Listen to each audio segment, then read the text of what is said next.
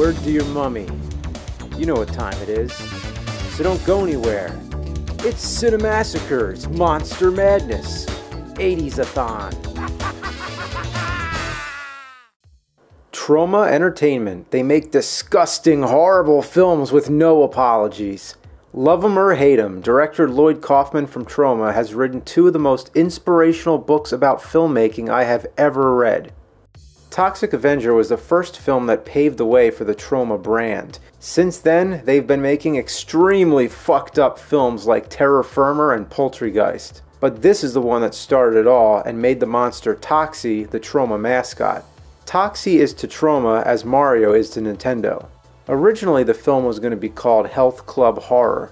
It's the story of Melvin, a janitor at a health club who's socially awkward and gets picked on by all the popular girls and jocks. Would you take a look at that fucking guy? He's always got that shit-eating grin on his face. He's lovable and geeky, very exaggerated, like if you put George McFly and Steve Urkel together. All the characters are exaggerated in this hyper-reality. The bullies are so evil, they beat up old ladies. Even worse, they drive around at night and run people over. They hit a kid on a bicycle, which is bad enough, but then they look back and see that he's not dead. Time to finish the job.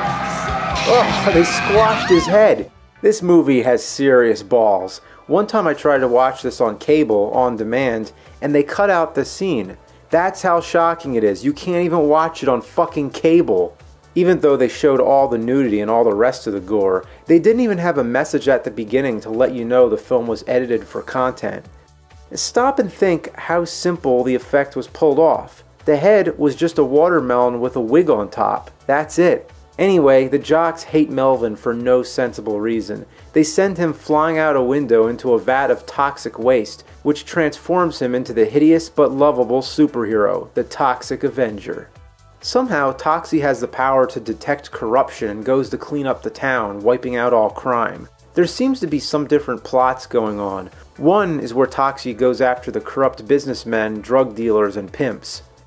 And then at the same time, he's trying to take down all the bullies that embarrassed him in an act of revenge. It cuts back and forth between him stopping some street thugs, to him trying to stab the girl that embarrassed him by making him wear a tutu, back to fighting off criminals, robbing a fast food joint. He's the city's hero, but he also has a personal agenda. Yeah, rip that coat, Toxie. He even helps a woman open a jar of popcorn seeds. That's some heroic deed. It's also funny how his voice sounds nothing like Melvin's anymore. I just couldn't control myself. I've never done anything like this before. His name Toxie is added in the narration, but during the time of filming, they didn't have a name for him. For a movie that's so explicit, it holds off on revealing Toxie's face until the right time. So there is some genuine suspense, but other than that, it's full-out gore. Toxie kills people in all sorts of over-the-top ways.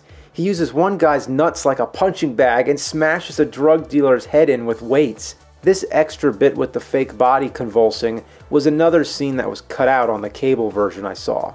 Come on, it doesn't even look realistic. You have to be a fucking pussy not to show this scene. The makeup was done by Jennifer Aspinall, who also worked on some other 80s films like Street Trash and Spookies. I don't know what to make of Toxie. Is he a superhero or a slasher villain? Maybe he's both, and that's pretty unique. It also pays tribute to Frankenstein, with townspeople hunting down the monster. Other than that, it's hard to trace its roots in much else. This was a real original, one-of-a-kind film when it came out. It's the quintessential cult film.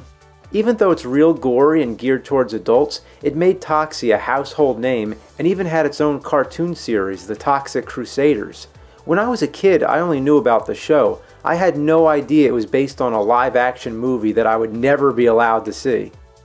The Toxic Avenger really made an impression on the world of cinema. It inspires independent filmmaking and encourages you to go shoot your own damn movie without conforming to any set guidelines. It influenced Peter Jackson into making some of his early horror films, which started his career. So it's quite possible, without Toxie, there would have been no Lord of the Rings films.